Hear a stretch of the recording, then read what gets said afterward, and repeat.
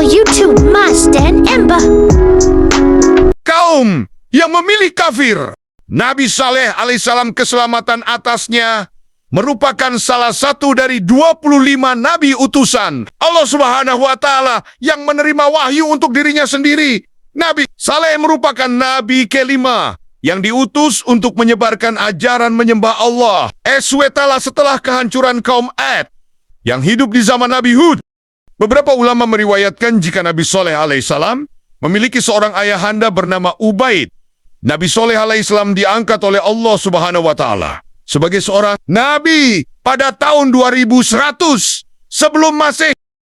Apabila diruntutkan, maka silsilah dari Nabi Saleh, yaitu Saleh bin Ubaid bin Masi, bin Ubaid bin Hadir, bin Samud bin Asir, bin Aram, atau Iram, bin Sam, atau Sam bin Nuh.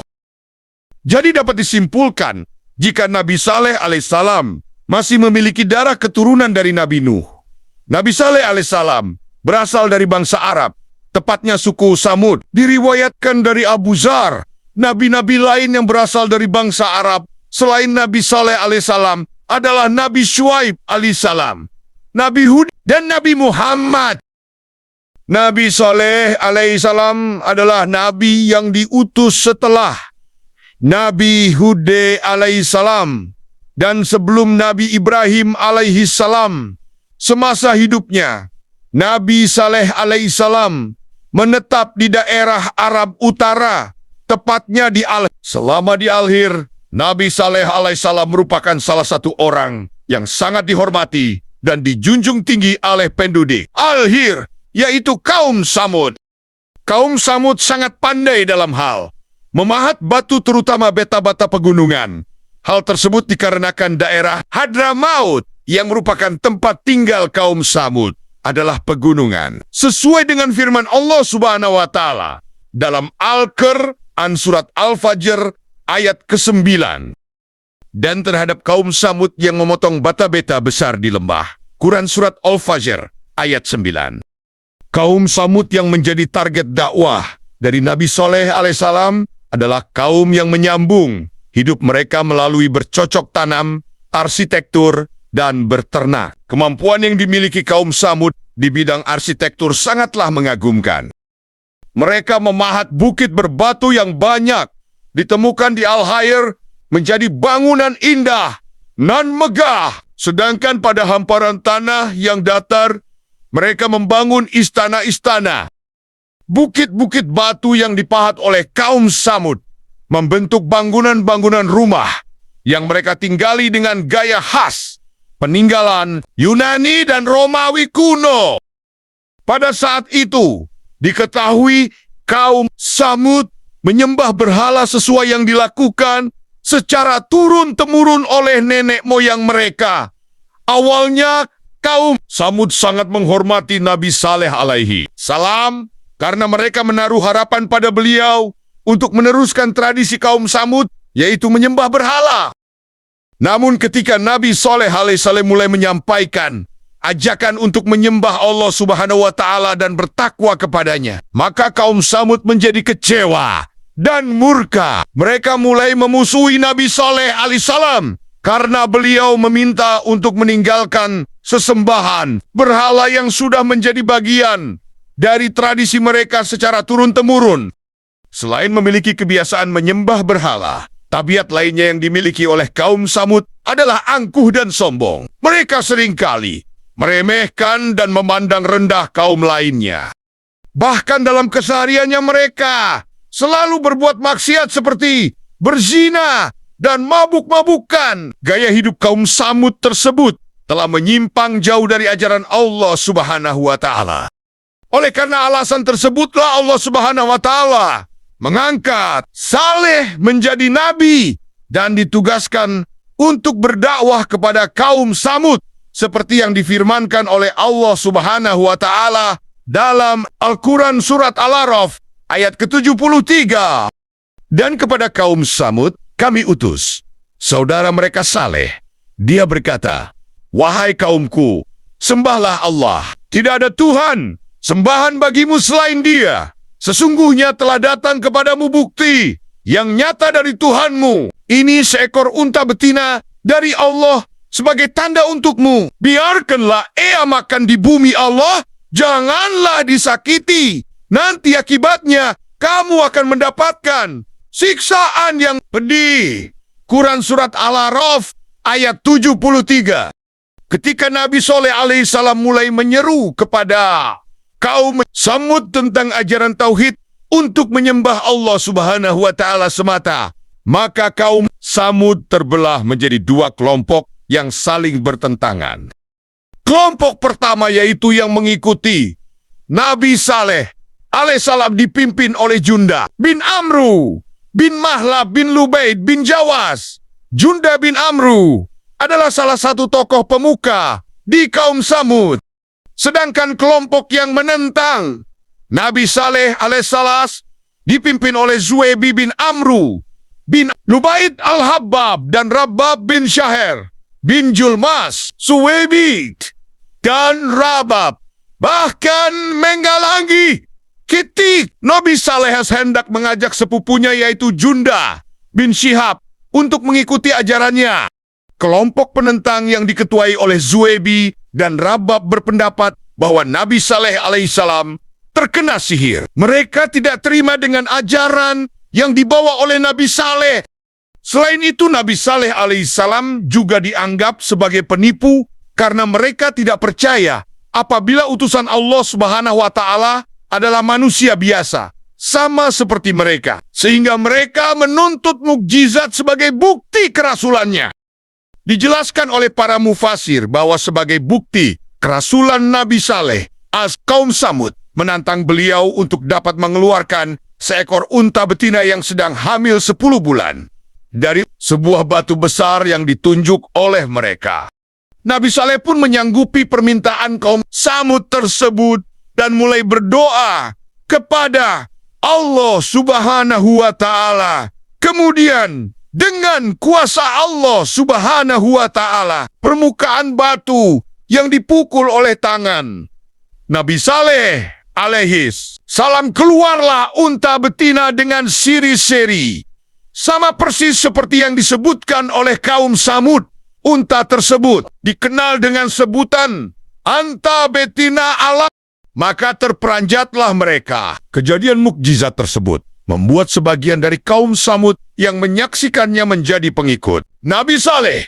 Namun ada pula yang masih pada pendiriannya untuk menentang Nabi Saleh. Maka bersabdalah Nabi Saleh, "Hai, inilah unta betina dari Allah sebagai mukjizat yang menunjukkan kebenaran untukmu.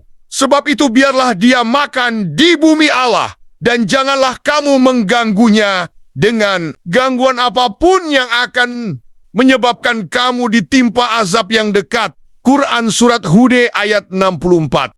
Dan janganlah kamu sentuh unta betina itu dengan sesuatu kejahatan yang menyebabkan kamu akan ditimpa oleh azab hari yang besar.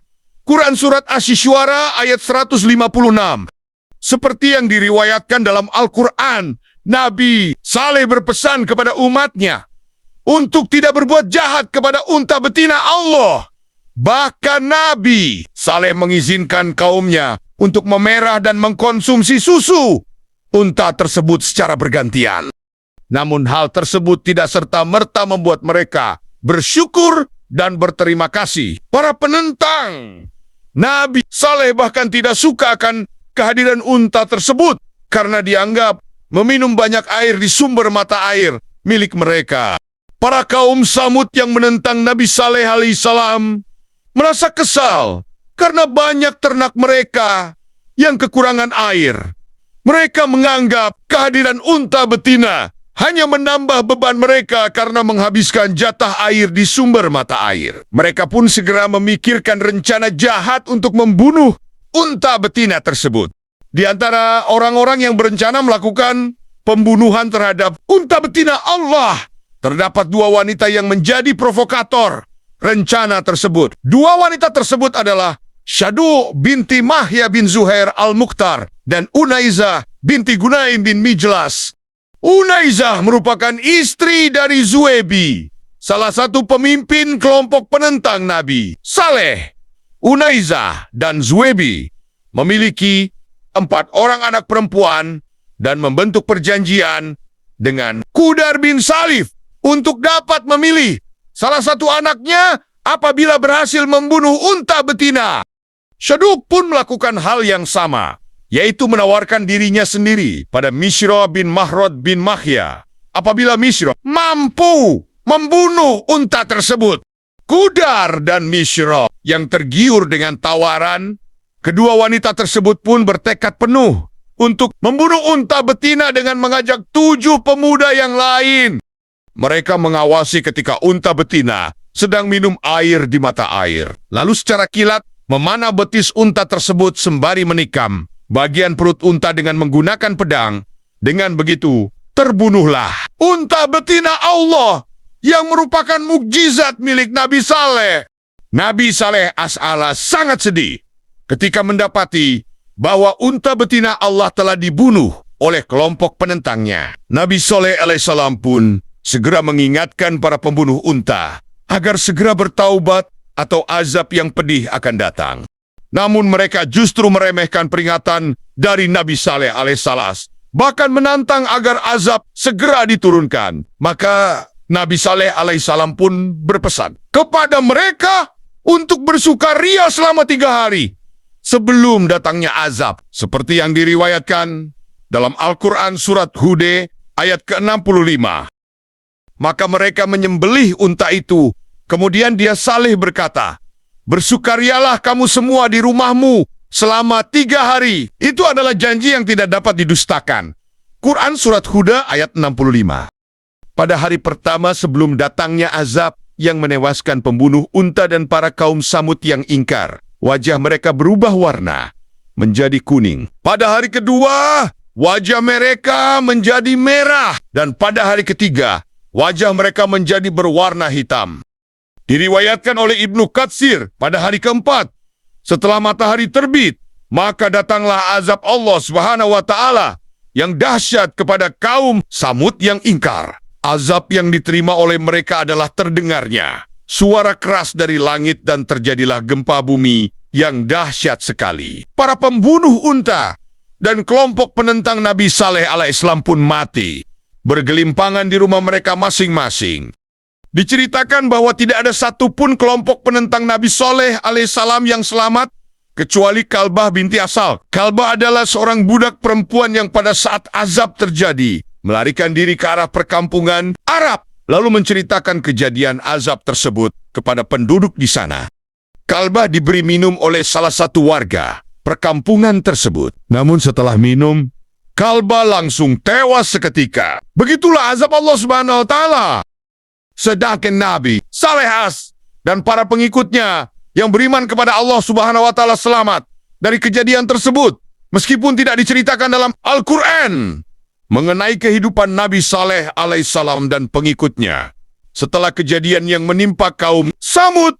Namun terdapat sumber yang mengatakan bahwa mereka berpindah ke daerah Ramlah di kawasan Palestina. Kisah perjalanan Nabi Saleh alaihissalam dalam berdakwah tercantum dan diabadikan dalam beberapa surat Al-Quran. Di antaranya 1. Al-Quran surat Asy-Syams ayat 11-15, kaum Samud telah mendustakan rasulnya karena mereka melampaui batas. Quran surat Asy-Syams ayat 11. Ketika bangkit orang yang paling celaka di antara mereka, Quran surat Asy-Syams ayat 12. Lalu Rasulullah SAW berkata kepada mereka, "Biarkanlah unta betina Allah dan minumannya." Quran surat Asy-Syams ayat 13. Lalu mereka mendustakannya dan menyembelih unta itu. Maka Tuhan mereka membinasakan mereka disebabkan dosa mereka. Lalu Allah menyamaratakan mereka dengan tanah. Quran surat Asy-Syams ayat 14. Dan Allah tidak takut terhadap akibat tindakannya itu. Quran surat Asy-Syams ayat 15. Al-Quran surat Hud ayat 61-68. Dan kepada kaum Samud kami utus saudara mereka Saleh. Dia berkata, "Wahai kaumku, sembahlah Allah. Tidak ada Tuhan bagimu selain Dia. Dia telah menciptakanmu dari bumi tanah dan menjadikanmu pemakmurnya. Karena itu, mohonlah ampunan Kepodenia. Sesungguhnya Tuhanku sangat dekat Romatenia dan memperkenankan doa hambanya. Quran Surat Od ayat 61. Mereka kaum Samud berkata, "Wahai Saleh, sungguh engkau sebelum ini berada di tengah-tengah kami, merupakan orang yang diharapkan. Mengapa engkau melarang kami menyembah apa yang disembah nenek moyang kami? Sungguh, kami benar-benar dalam keraguan dan kegelisahan terhadap apa agama yang kau serukan kepada kami." Quran Surat Od ayat 62. Dia Saleh berkata, "Wahai kaumku, terangkanlah kepadaku jika aku mempunyai bukti yang nyata dari Tuhanku dan diberi nia, aku rahmat kenabian darinya. Maka siapa yang akan menolongku dari azab Allah jika aku mendurhakainya? Maka kamu hanya akan menambah kerugian kepadaku." Quran Surat Hud ayat 63. Dan wahai kaumku, inilah unta betina dari Allah sebagai mukjizat untukmu. Sebab itu, biarkanlah dia makan di bumi Allah. Dan janganlah kamu mengganggunya dengan gangguan apapun yang akan menyebabkan kamu segera ditimpa azab. Quran Surat Hud ayat 64. Maka mereka menyembelih unta itu. Kemudian dia Saleh berkata, "Bersukarialah kamu semua di rumahmu selama 3 hari. Itu adalah janji yang tidak dapat didustakan." Quran Surat Hud ayat 65. Maka ketika keputusan kami datang, kami selamatkan Saleh dan orang-orang yang beriman bersamanya dengan rahmat kami. Dan kami selamatkan dari kehinaan pada hari itu. Sungguh, Tuhanmu, Dia Maha Kuat, Maha Perkasa. Quran Surat Hud ayat 66. Kemudian suara yang mengguntur menimpa orang-orang zalim itu, sehingga mereka mati bergelimpangan di rumahnya. Quran Surat Hud ayat 67. Seolah-olah mereka belum pernah tinggal di tempat itu. Ingatlah, kaum Samud mengingkari Tuhan mereka. Ingatlah, binasalah kaum Samud. Quran Surat Hud ayat 68. Selain terdapat dalam Surat As-Sams dan Surat kisah mengenai Nabi Saleh alaihissalam, juga diriwayatkan dalam Surat Al-Qamar ayat 23-32, Surat Fusyalat ayat 17-18, Surat An-Naml ayat 45-53, Surat Asy-Syu'ara ayat 141-159, Surat Al-Isra ayat 59, Surat Al-Hir ayat 80-84, dan Surat Al-A'raf ayat 73-79. Itulah kisah mengenai Nabi Saleh alaihissalam yang diutus untuk berdakwah pada kaum Samud, dan kisahnya yang meliputi sejarah singkat, perjalanan dakwah, dan mukjizat Nabi Saleh alaihissalam yang cukup mudah untuk dicerna dan dipahami. Terima kasih sudah menonton. Semoga video ini bermanfaat. Subscribe, like, share, dan komen